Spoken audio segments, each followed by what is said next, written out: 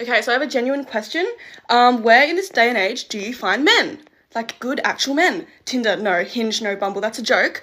Co-workers, no. No, no, no, no. That is banned. That is a joke as well.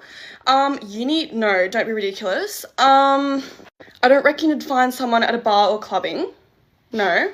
Festival, also no. Also, like, do I have the money to go to a festival every month? No. Like, genuinely, where do you find men? Where do you find your men? Nowhere. In my dreams. In your dreams. Yes. Yep. So where are the men? Where do y'all hang out? If you don't go to coffee shops? I'm so tired of like going to a bar or like go to different events and they're like 90% of the ladies and only 3 men hang out in the corner. Do you guys just not leave the house or like go outside? Yeah, I would love to stop using all the dating apps that are just not working anymore and start meeting people in real life organically. But where do men usually hang out? I feel like I've been looking at the wrong places. So let me know in the comments. There's so many great single women. So many great single women. I don't know where all the dudes. I'm like, guys, come on. Come on, guys. Make the first move. Come on. But man, they just... You know, the first move is become a great single guy. Like, that's a big move right there. I know. I know. But... Something's changing. Men are stepping back. Not because they hate anyone, but because they finally learned the value of silence. Dinner invitations, parties, endless noise. None of it feels worth the trade anymore. Peace is priceless. And many have realized they can build on their own. Okay, I'm literally getting ready from a dinner that I just went to because me and my friend and her husband just went out and she was talking to me about something that like low-key made sense to me. She was just saying like, yeah, my husband has tons of attractive and single friends, but they're just not out there. Like they're usually just at home, and even if they do decide to go out, they just go out with their friends and they never have the intentions on meeting other girls. Honestly, like fair, like I understand that. I think this conversation just kind of made me realize that my future soulmate is not just gonna be waiting for me at a random bar. If you really think about it, some of the happiest marriages around you are usually because they met through. So I have an actual like very serious and legitimate question, and I only want to hear from single men, not anyone married, in a relationship, talking to someone. Sorry, y'all don't count.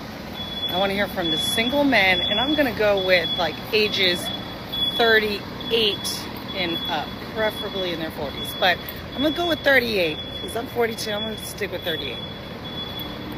Where are you guys hanging out at? Where do single men between the ages of 28 and 40 go on Saturdays? And I don't mean like a specific restaurant or a specific location. I mean, generally speaking. Are they at the gym? Are they at a bar watching football? Are they on a hike? Are they at home doing additional work? Are they at the driving range? Are they getting brunch with their friends? What does the 28 to 40-year-old single man's typical Saturday look like? Because I can tell you what a Saturday for a 28 to 40-year-old single woman looks like. As part of my like fall of outdoors, I'm trying to integrate experiences where I get to meet the male species. Every time that I've tried to do that, the places that I end up tend to be proliferated with 24-year-old men. Okay, this video is for my single men, kids, no kids, I don't care. I'm pushing 40 at this point. Where do y'all hang out? Do you guys approach anyone that's not like in a bar or club setting? Like, I would love to know. I have not been on a dating app in almost a year, and that may or may not be my last date. Because my last date was somebody I met on a dating app, and I said, I'm not doing this anymore. I don't have it in me. I'm not doing it. Like, I know there's men out there, alright, good ones, I know, but I have yet to find them, okay? And a lot of them are not on dating apps. For years, men were told to chase, to provide, to entertain. Now they're realizing the energy they give away rarely returns. So they stopped. They're staying home, working on themselves, lifting, reading, building. And society calls it loneliness. But it's actually clarity. They're not running away from connection. They're running toward peace. So the other night I was at my friend's house, and there was a very, very handsome man there. And I sat down and started talking to him. And he said some things that were shocking. So I'm 35, he's 33, and we stumbled upon the topic of what are the ages of people that you would date. And I'm over here like, the youngest I would date currently is 30. And to me, that's pushing it. Like, that's still a little too young at my ripe years of 35 years old. And this man says to me that he would date a woman who is 20 years old. He's 33. And then he goes on to say that he said that he wants them younger so that he can mold her into the woman and girlfriend that he wants her to be. And my initial reaction is, ew, okay, that's very grooming of you. And then he continues to say that the less relationship experience that she has, the better, so that she's not bringing drama and expectations from previous relationships into this relationship. And he doesn't see that there's anything wrong with this. Dude, you're literally talking about grooming 20-year-olds as a 33-year-old man. This is disgusting behavior. This is disgusting. As a single woman, I'm getting a little worried when I scroll on this app that like all of the good single men, 30-year-olds and up, or near that range, they are, if they're single, they're staying inside and doing exactly what I would want to do, which is like binge a show and like order and take out. Like, why when I'm scrolling, I'm seeing all these like cute men who look like they have their head on their shoulders. They probably don't. Let's just be fucking real. But they're all like staying inside. Like, what I'm trying to do is text a girlfriend and be like, hey, you know what? Instead of me cuddling into bed and binging all of Real Housewives, let's go out. Because I'm just hoping that one day, like, I meet my husband, like, meet cute randomly. Like, I gotta go out and do that, right? I have to, like, actually put myself out there. I have to actually do my makeup and, like, put on a cute outfit and do that, you know? Crazy concept. But I have a fear that all of the good single 30-year-old men are doing the opposite. Hey, get out there. Please. Stop ordering takeout by your fucking self and wait for me to be there with you to do it, okay? Fuck, literally, I don't... When men stop showing up to the same places, some people call it fear. But it isn't fear, it's fatigue. They're tired performing. Tired of conversations that go nowhere. Tired of being told that stillness is weakness. This isn't rebellion. It's evolution. In their silence, men are rediscovering their own rhythm, learning trades, fixing bodies, rebuilding minds. Their value isn't in validation anymore. It's in discipline. And in that process, they're becoming something stronger. Content without constant approval. If you think that was psycho, buckle up, buttercup. Okay. My whole goal, I knew I wanted my man back. Okay. I knew I wanted my man back. I had one mission. He lives across the country. He lives in San Diego. I live in Atlanta. I would have showed my ass up at that man's house in a second. Okay. But I couldn't just like do that, you know? So I text him the grandma thing. He doesn't respond. I end up texting him something else. I don't think he responded. So I'm like, okay, I'm going to give you one warning. So I text him and I said, if you do not respond to me, I'm going to show up at your house. And you know that I will. You know that I will. Didn't respond. Nothing. By this time, I know what he's doing, right? He's trying to hold my feet to the fire because I'm the one who broke up with him. So he was trying to like hold my feet to the fire. Yes. Play silly games, win silly prizes. Make me learn my lesson. Okay? Who are you, the Pope? So what do? I like to put my money where my mouth is. Okay? I booked my ass a flight to San Diego. I say nothing. Roll up Thursday night, pull up in his house. He's not there. I'm sorry, what? We're at this point we've been broken up like 4 months. But I feel like in 4 months I still like know your schedule. I still like know your routine-ish, you know? Where are you on a Thursday night? I'm pissed. Okay? So he lives in a condo. I'm sitting in an apartment and I'm sitting in the first of all, I get there, I get on the elevator, I go up to his door, I start knocking on the door and I start ringing the doorbell. But I can tell no one's home because there's like no movement whatsoever. Because I'm like,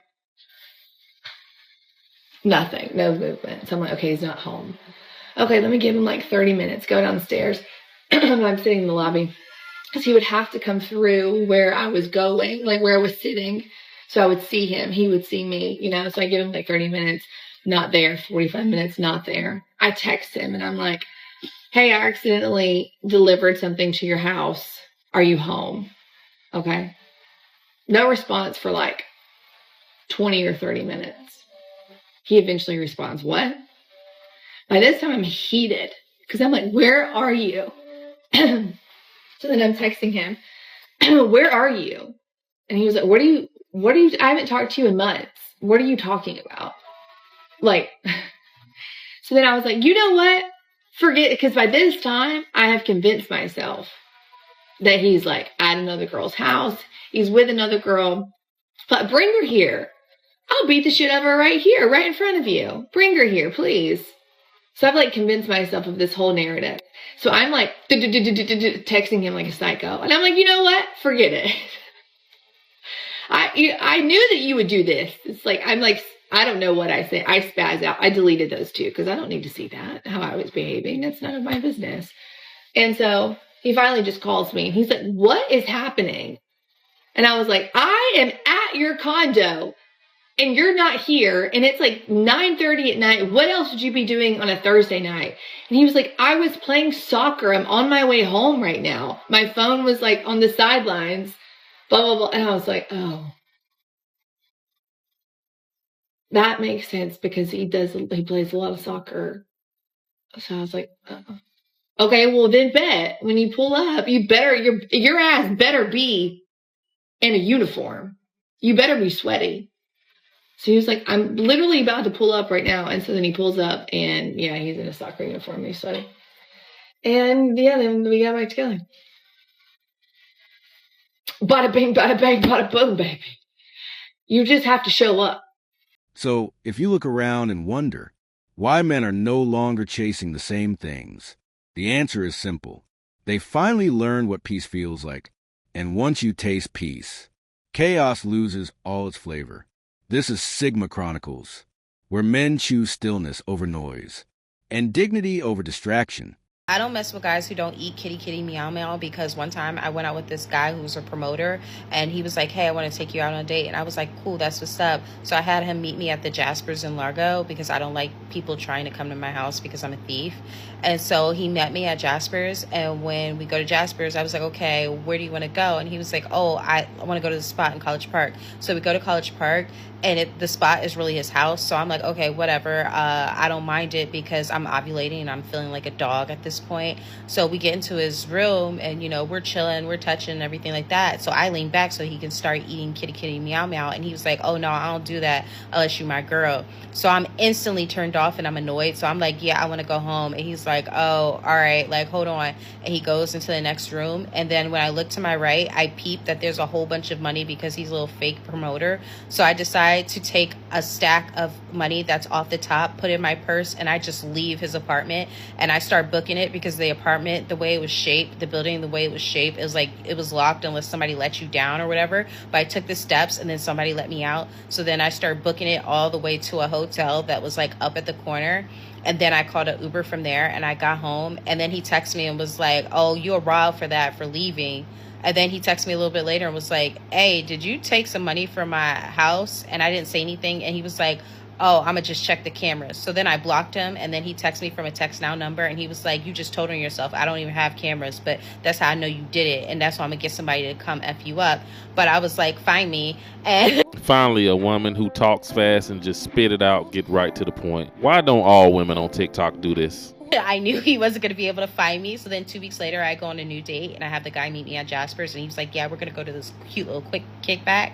We go to the kickback and then lo and behold, he knows the guy or they're in the same circle. So the little promoter is there. And so he starts spazzing on me or whatever. And I'm just like, oh my gosh, like, acting like I don't know this guy. I'm like, someone please get this black guy away from me. I'm so scared. You know, I'm trying to pull the whole light skin in distress type situation, and it totally worked because the guy I was with was like, oh, he tripping. So the dude grabs my purse, but lo and behold, that was my favorite rainbow purse, and it had nothing but my rainbow lip gloss and an ID that was expired.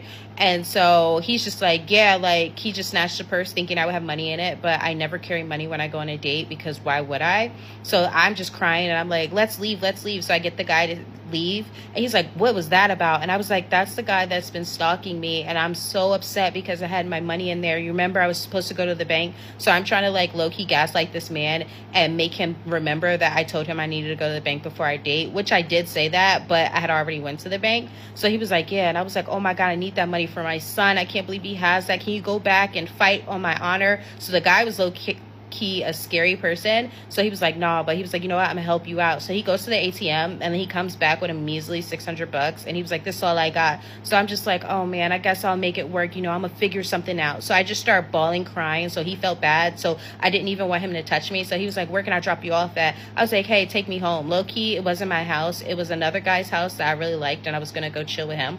And nobody really prepared me for how conniving and how malicious girls and women can be. So he dropped me off at the other guy's house, and I go there and I have fun. And then I wake up to like text messages of the guys like, yo, you're a lying ass bitch, all this stuff. And he was like, bro, I'm gonna come up there and I'm gonna beat you up, all this stuff. And I was like, catch me if you can, LOL, because they were just going to go to the other guy's house. They weren't even coming to my house. So then I just went back home, and then they kept like texting my phone, and I blocked them both, but then they started texting me from Text Now numbers, and I was just like, leave me alone. I don't know either of you Negroes. And then the other promoter guy started texting me, and I was just like, well, this wouldn't never happen if you eat kitty kitty meow meow. So yeah, that's why I don't like guys who don't eat kitty kitty meow meow, because they're crazy. That's today's chapter of the Sigma Chronicles. Subscribe for more unfiltered reality.